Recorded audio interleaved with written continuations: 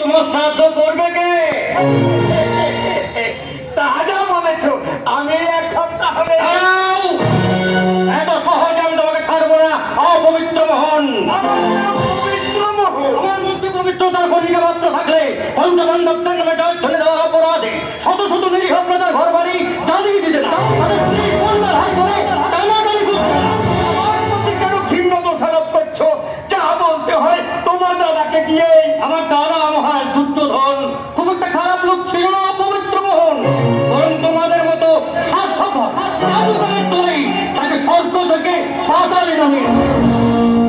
সাবধান, আমি তোমার দাদার বড় কুটুম, তাই আমার সবার আগে ইচ্ছে করছে তোমাকে টান ধরে। এই এত বড় অপমান! আমি যাচ্ছি মহারাজের কাছে। আমি এই হস্তিনাথ প্রাসাদ ছেড়ে চলে যাবো। এই পায়ে ধরে সাদাসাদি করলেও আর আমাকে ফেরাতে পারবে না।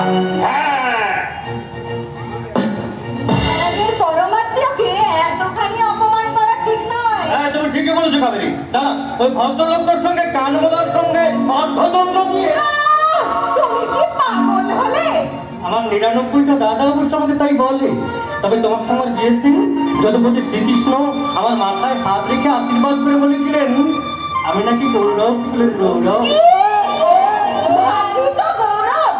রাজপুত্র হয়েও রাজপ্রাসাদ ছেড়ে যে দিন রাত প্রজাদের দরে দরে ঘুরে বেড়ায়। দুটো দিন অপেক্ষা করুন, ১৩ বছর পর পাণ্ডবরা যখন দেশে ফিরে আসছেন তখন কি হবে? কাছে কাছে পাখিরা গাইবে, ডালে ডালে ফুল ফুটবে, বসবে আনন্দের হাত। আমার সোনা ভারত আবার সোনা হয়ে যাবে, সোনা হয়ে যাবে। তোমার স্বপ্ন হয়তো মিথ্যে হবে না। কিছুক্ষণ আগে বিরাটনগর থেকে ধর্মরাজের দূত এসেছিলেন। আমি তো তাকে মহারাজের কাছে পাঠিয়ে দিয়েছি। ধর্মরাজের দূত? যুধিষ্ঠির দূত পাঠিয়ে আমাকে অনুরোধ করেছেন ইন্দ্রপত্র ফিরিয়ে দেওয়ার জন্য। ইন্দ্রপত্র নয় কাবেরী, আমি দূতকে বলেই দিয়েছি ইন্দ্রপত্রের সঙ্গে তুমি তাদের হাতে তুলে দেবে বলতা? হ্যাঁ দেব, যদি তারা যুদ্ধে পরাজিত করে আমার হাত থেকে হস্তিনার ইন্দ্রপত্র কেড়ে নিতে পারে। যুদ্ধ? পেয়ে গেলে কাবেরী।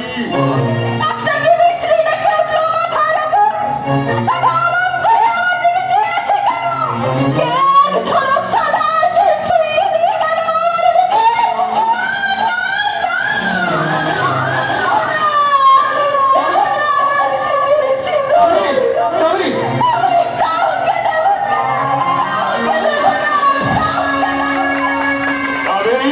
তবে কোন জ্যোতিষীরা কি ওর হাত থেকে বলেছিল যুদ্ধ ওকে বৈধব্য দেবে? যুদ্ধের কথা শুনে তুইও শিউরে উঠলি সুবাহু। অনিষ্ট হলো, আমি তো গৌরব। বলবো আর কি, তোমার ঘরের দৈত্যটা এখনো ছাড়িয়ে দেখছি। সুবাহু, হস্তিনা না হয় তোমার পৈতৃক সম্পত্তি, কিন্তু ইন্দ্রপ্রস্থ প্রশ্ন তোমাদের বিজয় লক্ষ্মী বাবা। সেই বসম্ভু, সেই বসন, সেই বিজয় লক্ষ্মী আমাদের কাছে কে চাপিয়ে দিয়েছে মাতল? তুমি নও। তোমরা আমার সিঁড়ির ভাগ্নি। সুতরাং আমাদের বংশ ধ্বংস না হওয়া পর্যন্ত তোমার ঘুম হচ্ছে ঘুম। আমরাও দুর্বল নই সুবাহু। তোমরা শতভাতা কৌরব তো আছোই, তার উপরে মহাবীর ভীষ্ম, দ্রোণ, কৃপা, অশ্বত্থামা থাকবে না মাতুল।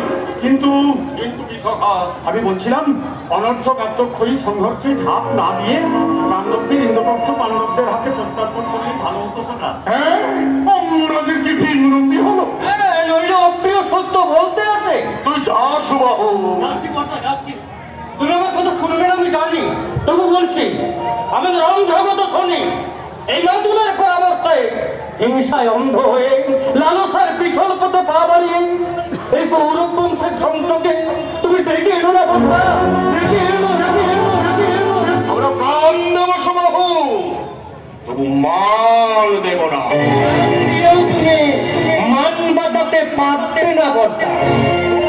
মনে রেখো, এই জগতে যারা বেশি চায় তাদের বেশি রে